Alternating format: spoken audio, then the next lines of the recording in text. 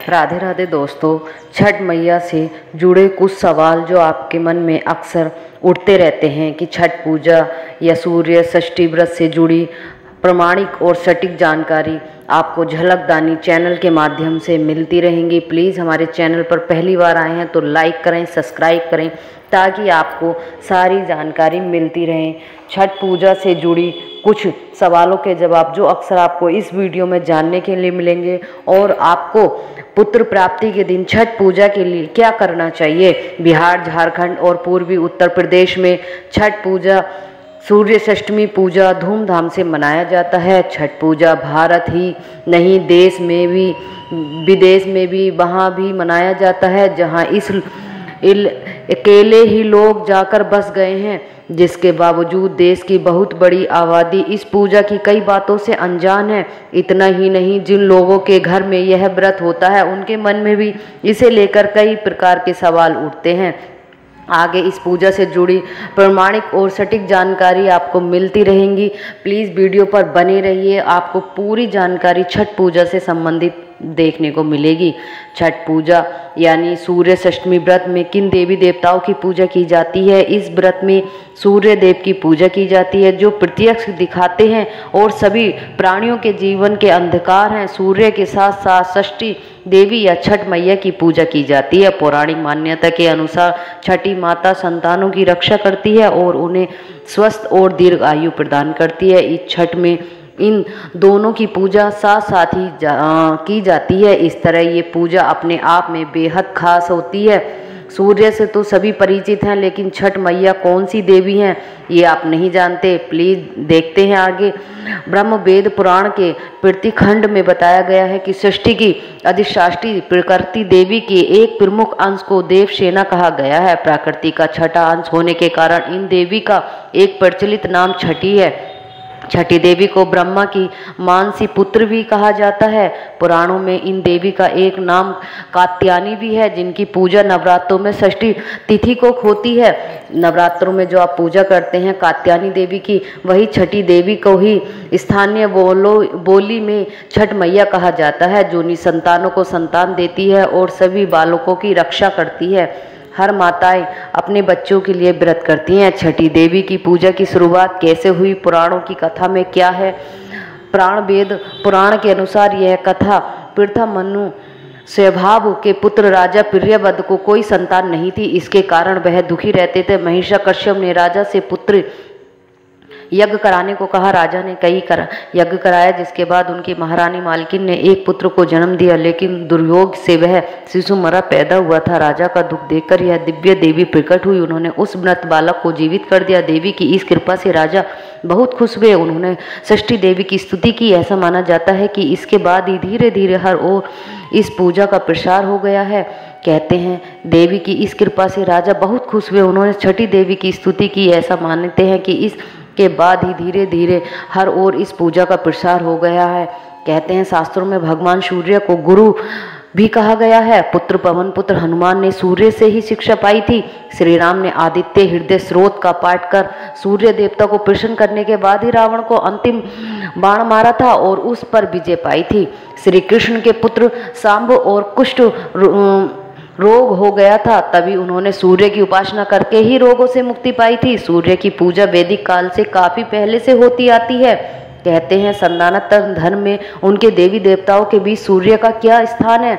सूर्य की गिनती उन 5 प्रमुख देवताओं में आती है जिनकी पूजा सबसे पहले करने का विधान है। यह पंचदेव में सूर्य के अलावा अन्य 4 गणेश, दुर्गा, शिव, विष्णु, इनकी भी पूजा की जाती है। पूजा से क्या क्या फल मिलते हैं, पुराणों का क्या मतलब है। भगवान सूर्य सभी पर उपकार करने वाले अत्यंत दयालु हैं। वे उपकार को आयु, आरोग्य, धन, धान्य, संतान, तेज, क्रांति, यश, वैभव और सौभाग्य देते हैं। वे सभी को चेतना देते हैं।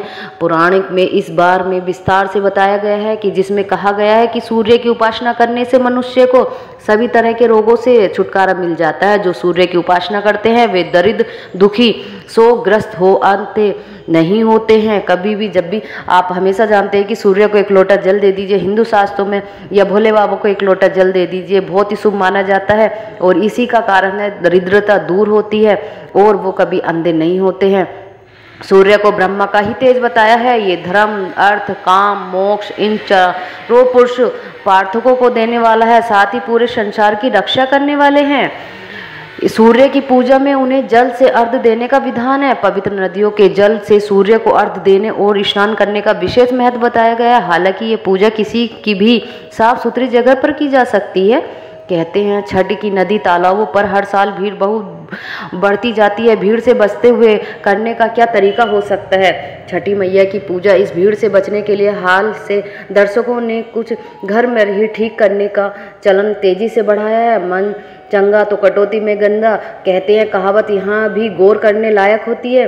कई लोग घर के आंगन या छतों पर भी छठी व्रत करते हैं। व्रत करने वालों को सहूलियत को ध्यान में रखना ऐसा किया जाता है कि छठी को ऐसा देखा जाता है कि महिलाएं अनेक कष्ट सहकर पूरे परिवार के कल्याण का न ही केवल कामना करती हैं बल्कि इसके लिए तरह तरह के यत्न करने में पुरुषों से आगे रहती हैं। इसे महिलाओं के त्याग तप की भावना से जोड़कर देखा जाता है।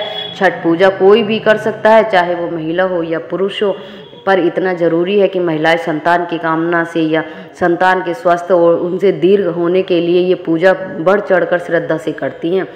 दोस्तों, ये पूजा बहुत सारे विचार मनों में आते रहते हैं, लेकिन जिनके संतान नहीं है और वो संतान वंचित है, तो प्लीज़ आप छठी मैया का व्रत रखकर मनौती मांगिए, वो आपको संतान प्राप्ति का सुख अवश्य मिलेगा। और मन्नत मांगते हैं, कुछ लोग घाट पर अपने पेट के बल चढ़कर जाते हैं जब उनकी मनौती पूरी हो जाती है। सूर्य कभी प्राणों का सम्मान रूप से कृपा करते हैं, वे किसी तरह का भेदभाव नहीं करते। इस पूजा में वर्ण या जाति के आधार पर भेद नहीं है। इस पूजा के प्रति सम्मान के हर वर्ग जाति में गहरी श्रद्धा देखी जाती है।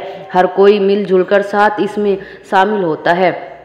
कोई भी व्यक्ति सूर्य छठी व्रत में लोग उगते सूर्य की ही पूजा करते हैं, डूबते सूर्य की उतनी ही श्रद्धा से पूजा करते हैं, जिसमें कई तरह से संकेत छिपे हैं। ये पूरी दुनिया में भारत की आध्यात्मिक श्रेष्ठता को दिखलाता है। घर परिवार में अपनी संतानों के प्रति जितना प्रेम और मोह रखते हैं, उतना ही प्रेम और आदर बड़े बुजुर्गों के प्रति भी रखना चाहिए। सम्मान में केवल संपन्न लोगों को ही आदर देते हैं, जगह उन्हें आदर सम्मान देना चाहिए जो किसी वजह से आप विभिन्न और जरूरतमंद हैं। कहते हैं समाज में केवल संपन्न लोगों को ही आदर देते हैं, जगह उन्हें भी आदर सम्मान देना चाहिए जो किसी वजह से आज विभिन्न और ज़रूरतमंद हैं। इस पूजा में जाति के आधार पर कोई भेदभाव नहीं है। समाज में सभी को बराबरी का दर्जा दिया गया है। सूर्य देव तो बस के मने जिस सूप और डाले में रखकर प्रसाद अर्पित किया जाता है, उसे सामाजिक रूप से अत्यंत पिछड़ी जाति के लोग बनाते हैं। सामाजिक संदेश एकदम स्पष्ट है कि इसमें कोई भेदभाव नहीं है। सूर्य की पूजा के साथ साथ छठी देवी की पूजा की अनूठी परंपरा बिहार के इस सबसे बड़े लोक पर्व में देखी जाती है। यही बात इस पूजा के मामले में प्रदेश को खास बनाती है। साथ ही देश के जिन गिने चुने शहरों पर प्राचीन और भव्य सूर्य मंदिर हैं, वहीं बिहार की प्रमुख बिहार के औरंगाबाद जिले के में देव में प्रसिद्ध सूर्य मंदिर है, जहां साल भर दूर दूर से लोग मनोकामना लेकर और दर्शन करने आते हैं। खास तौर से कार्तिक और चैत महीने में छठ के दौरान व्रत करने वाले श्रद्धालुओं की भीड़ भाड़ जुटी रहती है। इस बात में स्पष्ट प्रमाण मिलते हैं कि बिहार में सूर्य पूजा सर्दियों में प्रचलित है। सूर्य पुराण में इस देव मंदिर की महिमा का वर्णन किया गया है। ऐसे में अगर इस प्रदेश के लोगों की आस्था सूर्य देव में ज़्यादा है तो इससे अड़चन की कोई बात नहीं है। सबसे बड़ी खासियत यह है कि मंदिर का मुख्य द्वार पश्चिम दिशा की ओर है, जबकि आमतौर पर सूर्य मंदिर का मुख्य द्वार पूर्व दिशा की ओर होता है। ऐसी मान्यता है कि मंदिर का निर्माण देवताओं की शिल्पी भगवान विश्वकर्मा ने किया था, जो भी स्थापत्य और वास्तुकला के दृष्टिकोण से ये मंदिर बेजोड़ है। कहते हैं कार्तिक महीने के अलावा यह पूजा साल में कभी की जा सकती है। कार्तिक के अलावा छठ पूजा चैत्र शुक्ल पक्ष की चतुर्थी से लेकर दशमी तक की जा सकती है। इसमें आम बोलचाल में चैती छठ कहते हैं। कहते हैं कि घर पर जो बाहर नहीं जा पाती हैं महिलाएं और व्रत रखना चाहती हैं, वो घर की छत पर ही अपने ये पूजा कर सकती हैं और सारे फल विधि विधान के साथ साफ सुथरे कपड़े पहनकर 4 दिन का व्रत होता है, उनकी मनोकामना पूरी होती है। ज़्यादातर मामलों में ऐसा होता है कि जब किसी ने किसी तरह की कोई मनौती मानी होती है तो वो किसी ने और कहीं बाहर चले जाते हैं, लेकिन जहाँ बाहर होते हैं इस मनौती को पूरा करने के लिए वो अपने घर पर ही पूजा का आयोजन करते हैं और छठी मैया का व्रत रखते हैं और मनौती पूरी करते हैं। बिगड़ती बात बनने से पहले ही इस तरह की कष्टी देने की ठानी इस स्थिति में वह जमीन पर निश्चित दूरी तक लेटते हुए भी घाट की ओर जाता है। इस बार में कोई निश्चित नियम नहीं है, लेकिन अगर आप चाहते हैं कि ये 4 दिन नहाए खाए और सर्गी का टाइम होता है तो आप 4 दिन तक छठ पूजा में चलने वाले व्रत को रखना अवश्य है। कार्तिक शुक्ल पक्ष चतुर्थी को व्रत की शुरुआत नहाए खाए के साथ होती है। इस दिन व्रत वाले और घर के सारे लोग चावल, दाल और कद्दू से बने व्यंजन प्रसाद के तौर पर ग्रहण करते हैं। वास्तव में यह अगले 3 दिनों तक चलने वाली पूजा है। शारीरिक और मानसिक तैयारी है। खरना दूसरे दिन कार्तिक शुक्ल पक्ष में पंचमी को शाम में मुख्य पूजा होती है। खरना कहा जाता है। पूजा के रूप में गन्ने के रस या गुड़ से बनी खीर चढ़ाई जाती है। इसे कई घरों में चावल का पिट्ठा भी बनाया जाता है। ऐसे लोग उन घरों में जाकर प्रसाद ग्रहण करते हैं जिन घरों में पूजा होती है। तीसरे दिन शुक्ल पक्षी चतुर्थी को सूर्य को अर्घ्य दिया जाता है। बत्ती के साथ साथ सारे लोग डूबते हुए सूर्य को अर्घ्य देते हैं। उगते सूर्य को चौथे दिन कार्तिक शुक्ल षष्ठी को उगते सूर्य को अर्घ्य देने के बाद पारण के साथ व्रत की समाप्ति होती है। कहते हैं जो लोग पुत्र प्राप्ति चाहते हैं या निसंतान है, वो संतान चाहते हैं, तो आप छठी मैया का व्रत मनौती मांगकर अवश्य रखिए। एक नारियल और 1.25 किलो लड्डू के साथ अगर आप ये व्रत मनौती के साथ रखते हैं तो आप निसंतान से संतानवान और पुत्र की प्राप्ति अवश्य होगी। छठी मैया का आशीर्वाद आप पर हमेशा बना रहता है। आप कोई भी धर्म शास्त्रों से हो, इसका नियम करना बहुत जरूरी है। अगर नियम से आप श्रद्धा भाव से अपने अगर ये व्रत रखते हैं, छठी मैया आपको अवश्य पुत्र प्राप्ति देगी। कहा गया है कि इस व्रत में छठी मैया का व्रत आप रखते हैं तो इसमें सिंदूर लगाना बहुत आवश्यक होता है।